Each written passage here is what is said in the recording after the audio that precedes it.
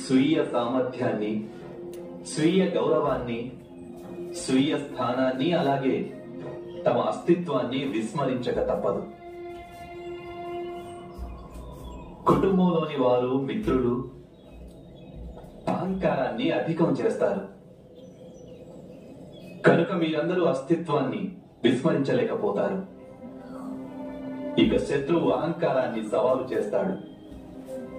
ఎప్పుడో ఒకప్పుడు క్రోధితులై మీరందరూ బయటపడవచ్చు. అజ్ఞాతవాసానికి ఎంచుకునే స్థానంలో అక్కడ మీకు పరిచితులు ఎవరూ ఉండరాదు. అక్కడ ప్రేమ లభించాలి, కానీ ఎవరి పట్ల మోహం ఉండరాదు. ఎవరైనా మిమ్ము అవమానిస్తే వారిని మీరు క్షమించగలగాలి. అటువంటి స్థలం ఎక్కడుంది వాసుదేవా? ఈ విశాల విరాట ఆర్యావర్తంలో ఎవరో అటువంటి రాజు ఉండే ఉంటారు, మీకు పరిచయం లేనివారు.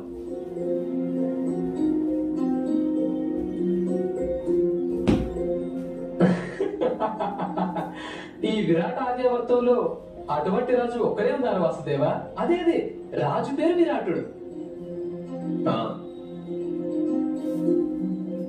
మత్స్య దేశ రాజైన విరాటుని వద్దనే మీరందరూ గుప్తంగా ఉండి మీ అజ్ఞాతవాసాన్ని పూర్తి చేసుకోగలరు. అవశ్యం వాసుదేవ. అర్జునుడు తన తపస్సును పూర్తి చేసుకుని వచ్చిన వెంటనే మేము మత్స్య దేశానికి బయలుదేరుతాము.